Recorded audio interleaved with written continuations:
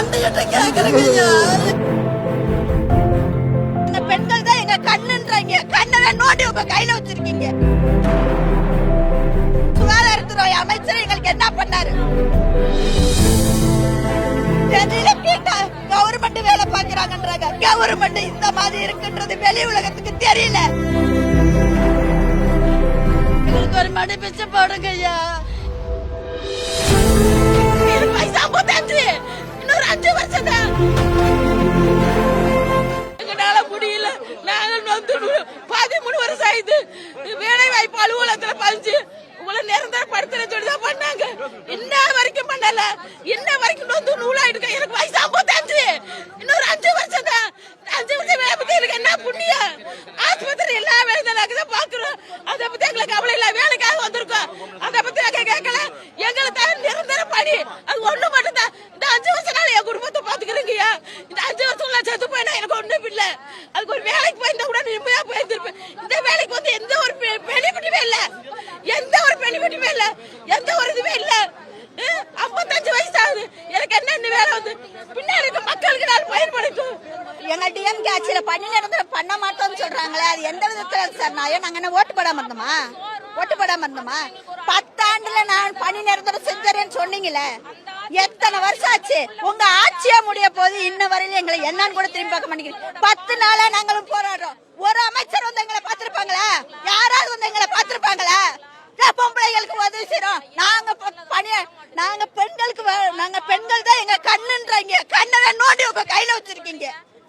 நாங்கள உங்க பெண்ணால தெரியல. நாங்கள அவ்வளோ கஷ்டப்படுறோம்.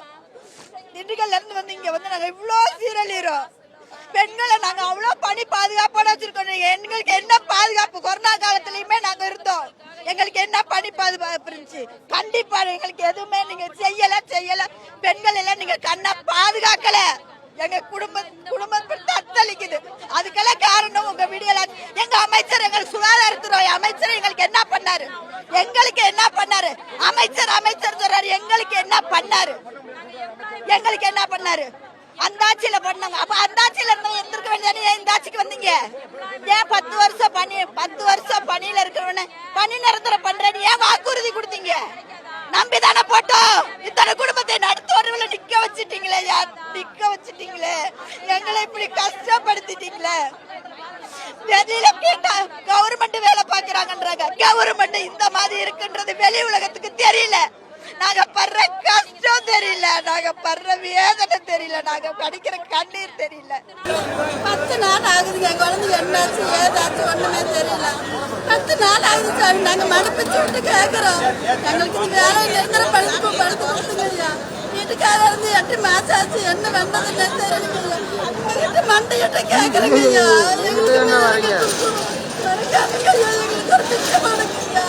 டயத்துல பர்மனெண்ட் பண்ணணும் தாங்க. இல்லைங்க ஐயா. எங்களுக்கு உங்களோட ஆதரவு எங்களுக்கு கண்டிப்பா வேணுங்க ஐயா. இதுக்கு மேல நாங்க எப்படிங்க ஐயா உங்களுக்கு உங்ககிட்ட கேட்கறதுனே எங்களுக்கு தெரியலைங்க ஐயா. 13 வருஷம் ஆச்சு நாங்க வேலைக்கு ஜாயின் ஆகி நிரந்தரப்படுத்துவோம் சொல்லி கலெக்டர் ஆபீஸ் மூலியமா தாங்க ஐயா நாங்க வேலைக்கு வந்தோம். 13 வருஷம் ஆச்சுங்க ஐயா. எங்களுக்கு ஒரு மடி பிச்சை போடுங்க ஐயா. இதுக்கு மேல என்ன பண்ணதுன்னு எங்களுக்கு தெரியல. என் வீட்டுக்காரர் இருந்து 8 மாசம் ஆச்சு. என் பிள்ளைக்கு 2 விட்டுட்டு வந்து 10 மாசம் ஆச்சு. கொமிரி பிள்ளைங்க இப்ப இருக்கிற சூழ்நிலை அந்த மாதிரி இருக்குதுங்க ஐயா. குழந்தைகளுக்கு வயசு பிள்ளைங்க என்னாச்சோ ஏதாச்சோ பெண் குழந்தைகளை கூட இந்த காலத்தில் விட மாட்டேங்கிறாங்க. பாட்டி தாத்தாலும் கூட விட மாட்டேங்கிறாங்களே. நான் என்ன பண்ணிட்டு கடவுளே, உங்களையும் ஒரு நான் கடவுளை மணியிட்டு கேட்கறேன். எங்களுக்கு ஒரு வாழ்வாதாரம் கொடுங்க. நான் ஒரு விதவை சாமி. எங்களுக்கு வாழ்வாதாரம் கொடுங்க சாமி. இதுக்கு மேல எங்களுக்கு கேட்கறதுக்கு சத்து இல்லைங்க ஐயா. 10 நாளா என் குழந்தையில விட்டுட்டு வந்துட்டேன். எனக்கு சொந்த பந்தம் யாரும் இல்லை. சாதி சண்டை யாரும் இல்லை.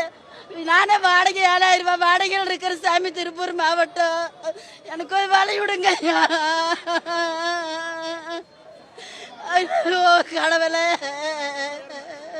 என்ன பண்றதுன்னே தெரிய மாட்டேங்குது. நீங்க சொல்லுங்க ஐயா.